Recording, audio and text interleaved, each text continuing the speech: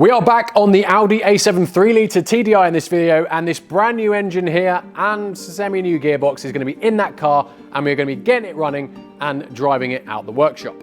A month or so ago now, I took a massive gamble at a BCA auction and bought this Audi A7 non-runner sold with all faults.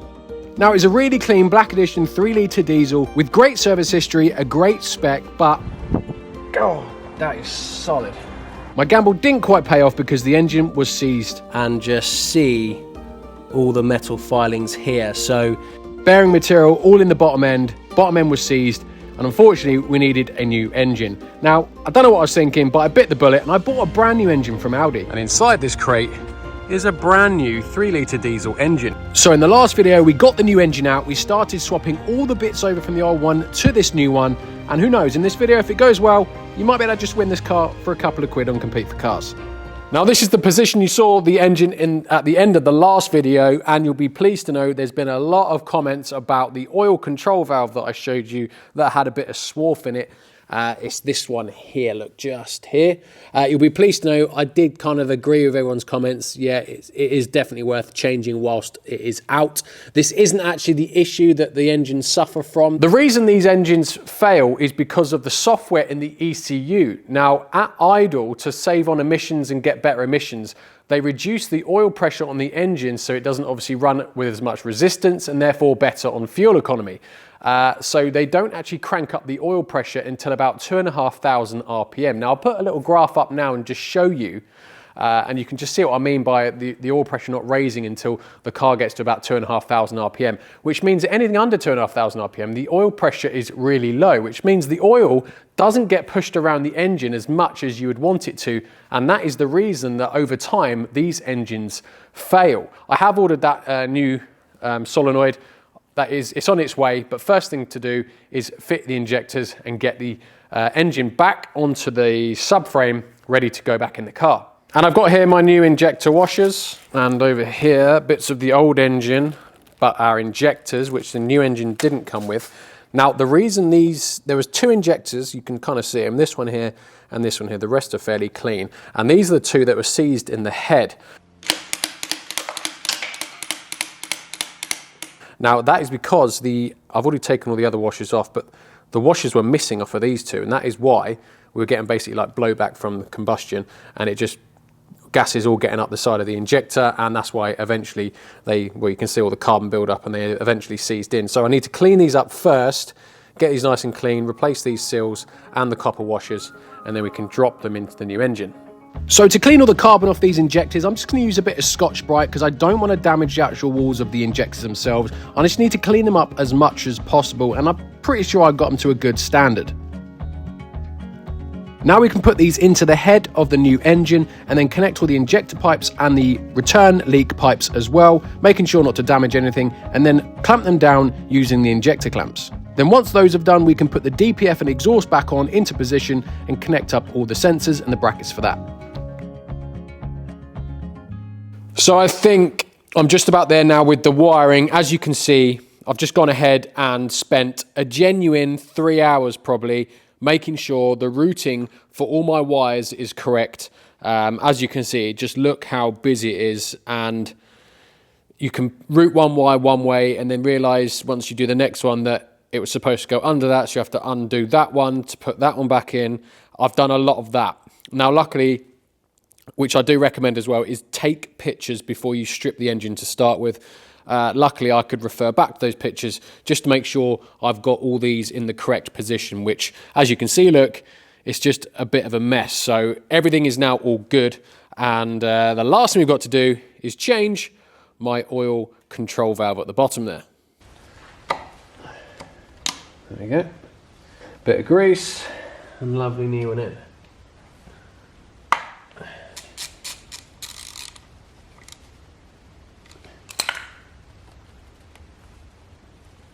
Done. And guys, a first on Compete for Cars, we are giving away this brand new Audi SQ5 3-litre TDI Black Edition by Ty.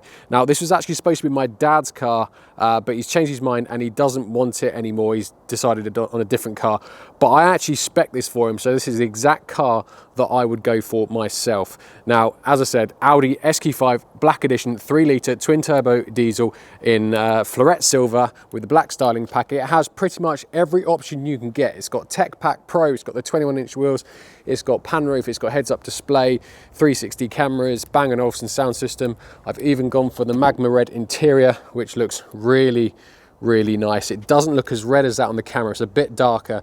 We also got the carbon inlays as well, and I went for the 4-year warranty package as well. So this car's got a 4-year factory warranty too. And I also went for the trailer package as well. So this car has a deployable tow bar too, and it's also got the red brake calipers, adaptive cruise control, and there's probably some other bits that I've missed off as well, but it's basically got every single option apart from the driver assistance rubbish. So guys, go grab your tickets. It's just £2.99. Retail on this is over £70,000. So good luck guys, and yeah, what an epic car. Also, there is a £35,000 cash alternative if you don't want the car, so good luck. So now I need to get the subframe back off the A7 so we can slot it under the engine and gearbox to get it back into the car. So what I'm trying to do is get the forklift to pick up the engine, and I'll come around the back of the scissor lift with the engine hoist, and I'm going to lift up the gearbox, and then hopefully going to float it over the subframe and then just ease it on. That's the plan. I'm not sure it's going to work. So with the engine hoist around the back side of the scissor lift, I managed to get a strap on the gearbox end, lift it up high enough with the engine on the forklift too, and then slide the subframe under the engine, get it into position on the engine mounts, and then slowly lower the gearbox and then the forklift onto the engine mounts and then bolt them into position. I don't know how, but that went very well indeed. And then I spun the scissor lift round and then lifted it up so it's ready to put back under the A7. Now I'm just going to change that other aircon pipe that I bent before I forget, because I won't be able to do it with the engine in.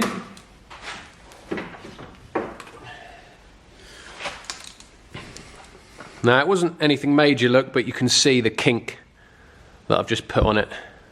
So yeah, bit annoying, but there we go.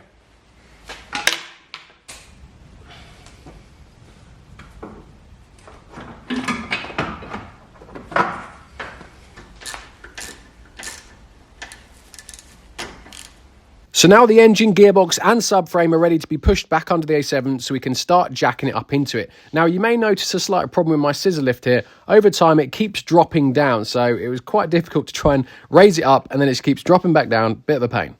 Now this is the fun bit. I did say I was going to take the prop off, but here we are.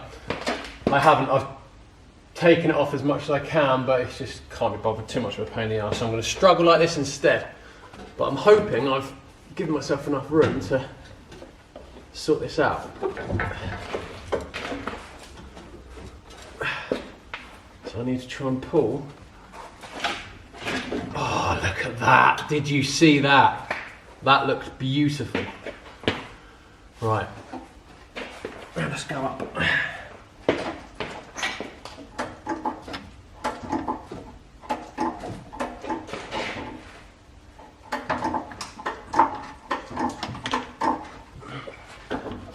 Take that for free. Oh, go on. In you go.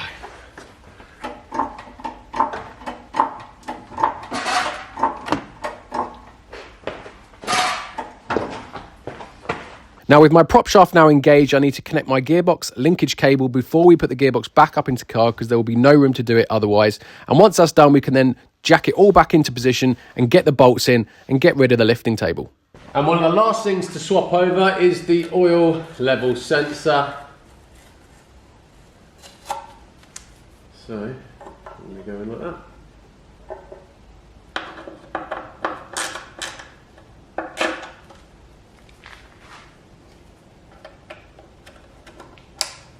Beautiful. Now I've just got quite a few hanging wires, so I'm just going to sort those out, get those plugged in, and then I believe we should be good to then go to the top, plug in the ECU, wiring, etc. for that, and then we should be good to go for a start. So I have no clue where this one goes though. That's the only one I don't really know at the minute, but I'm sure it will reveal itself in due course. Now I'm reconnecting the exhaust system, reconnecting the prop shaft, hanging up all the wiring into where it should go, plug all the sensors in from underside, and then doing the same at the top as well, plugging in my ECU, all the connections, all the parts to my starter motor and alternator, ready for a first start. Right, so everything is in, everything is plugged in loosely. We should be good now just to give it its first start. Now, I have just taken the car off the ramp. I've just put the wheels on it, put it on the ground, because I needed to get access to the fuse board so I could disconnect the fuse for the fuel pump, because I don't want it to start for the first turnover. I want it just to turn over. I've put 5.5 litres of oil in it, so I want the oil to circulate for the first sort of 30 seconds or so before we try and start it. But annoyingly, I had to turn the ignition on to get it out of park, to be able to roll it forward. So I did crack off a fuel line, and then I couldn't capture all the fuel, it just went everywhere. So annoyingly, there's a bit of a mess, but it doesn't matter because I've pulled the fuse. We are good to go for a first turnover. Yeah, annoyingly, it was fuse 2 on that little row of fuses there. There she is. So I can't think of a reason. I hate this bit. I'm trying to think of a reason why I can't try and turn it over. In neutral. I hate that noise. No fuel, should turn over, oil's in car. Let's do it.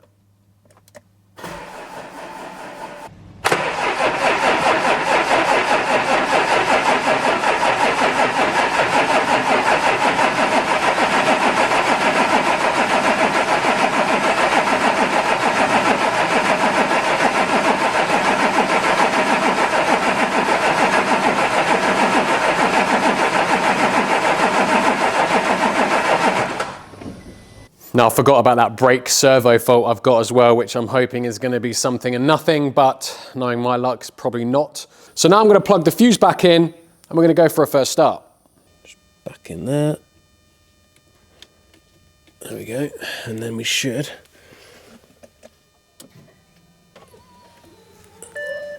Just want to make sure I've got no more leaking fuel. I can hear the fuel priming in the system. And there's no more leaks. It's looking good. I'm going to probably cycle the ignition a few times just to get fuel pressure, make sure there's no oil leaking underneath or anything. What is that? Yeah, that little patch there was just a little bit of fuel from when I turned the ignition on the first time. Right. Oh, I hate that noise. Will you stop it? Let's do this.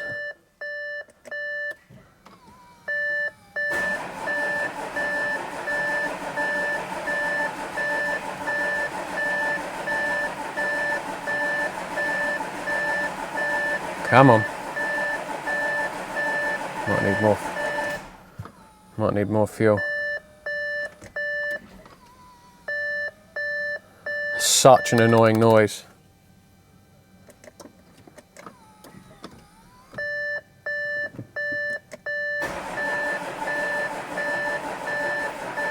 Might need to put a battery charge on it. Oh! Ho ho ho ho ho! We're alive!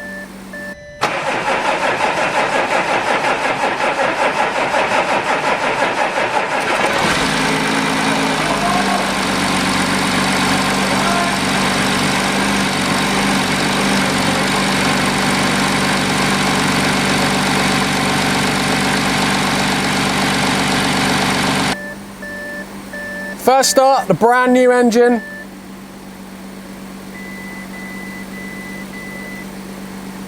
Sounds good. Sounds good, sounds good. Little rev.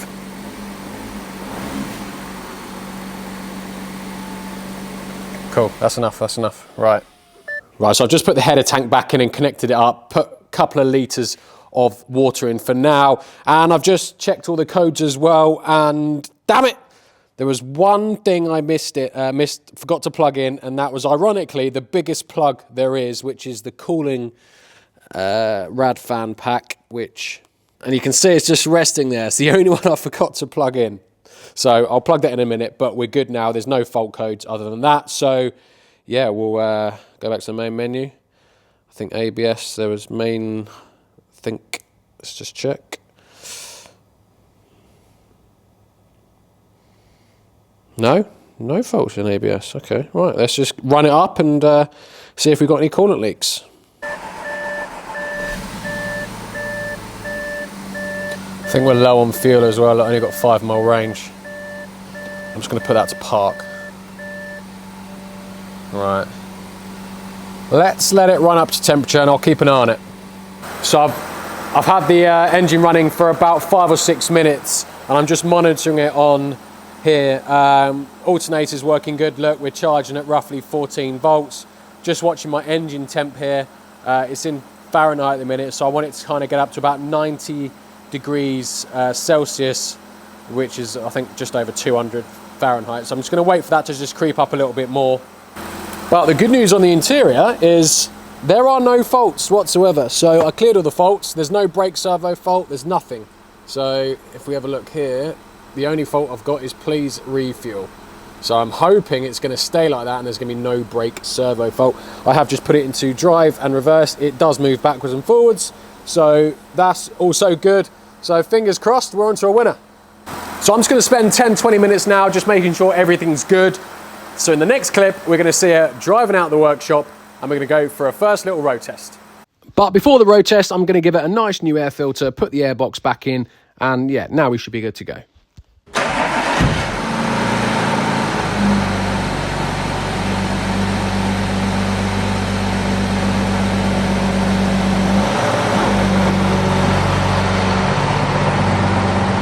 Right, now unfortunately, I don't have much time to test this out properly because it's already on 0 miles of range and it has been for quite a while actually. That's a change key battery. So I'm gonna have to just put on my big boy pants and go straight for a road test. Tank system, please refuel immediately. So straight out onto the road to go get fuel. I've got no choice, so right, I'm out. I've just discovered that start-stop works. Right, gearbox is working as you'd expect a nearly new one to work, so that's good. We're up into 6th. I hate road testing cars for the first time.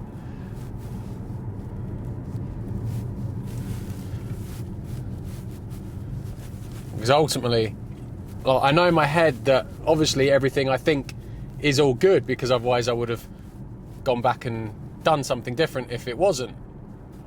But there's just so many things you have to do. Like you've seen the videos, so many things you've got to do. It's almost like there's a margin of error that you get, and it's just like on these, one pipe loose, one bolt loose can make all the difference between it working properly and not. And that is what's always playing in my head. Step 1 complete, we have fuel.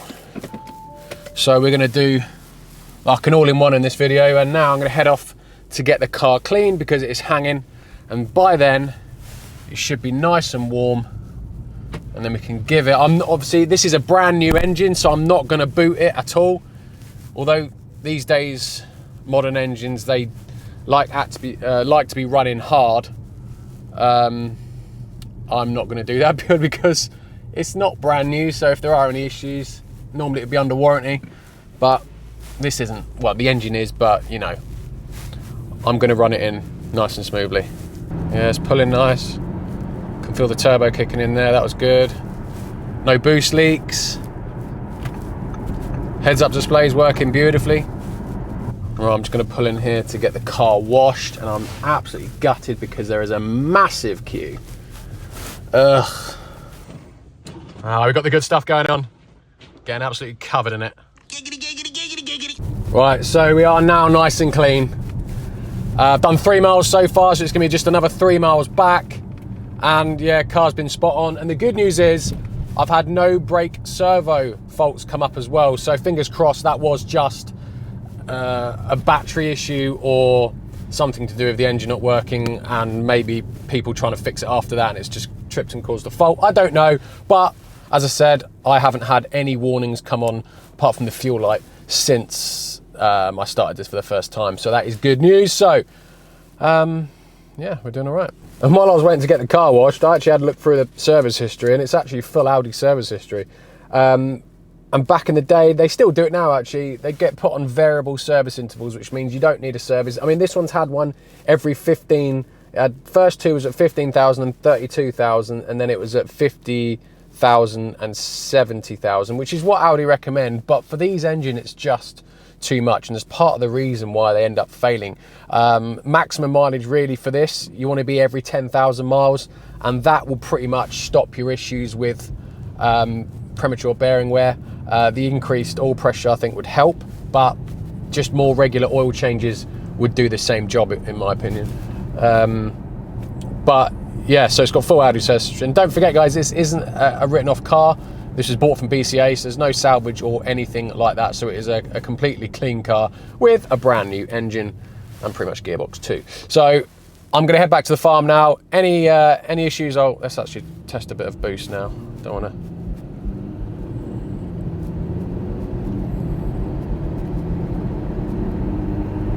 Yeah, no, turbo seems to be working well, to be fair. Again, I don't want to push it too high for a little bit. Want to bed it in properly. So, no, all good so far. Tell you what, this is a lovely car, very nice. Got double glazing windows as well, which I don't know if that's standard on this. I'm sure that was an option, like acoustic glass. I'm pretty sure that was an option, but it is very quiet in here and a great daily driver. And I just love it when I finish a car first time and I don't have to take it back into the workshop for any niggly faults. It's just been absolutely perfect from the moment I started the new engine. And guys, that is the end of the A7 because of that. And as you can see, it is now on Compete for Cars for just a couple of quid. So go grab your tickets. As I said, this is an HPI clear car, full Audi service history, top spec as well. And between now and the winner, I'm going to get the wheels refurbed as well, because they are all just a little bit rough. So they're going to be done as well, because the body work is really clean. So go grab your tickets, guys. That is the end of the A7. A lovely looking car. I'm going to get it MOT'd as well, because it expires in a few days. And I'm going to road test, I'm going to probably do about 100 miles in it, just to make sure there are no issues before the winner comes and collects the car. So that is one A7 done, and I did say a couple of videos ago that don't worry, there will be an engine rebuild on a very similar car, and that video is coming next. So as always guys, I hope you did enjoy this A7 series. Please do subscribe if you haven't already, and if you do like the content, also head over to my Instagram at saving_salvage and follow in there. So as always guys, thank you very much for watching, and I'll catch you in the next one. Cheers guys.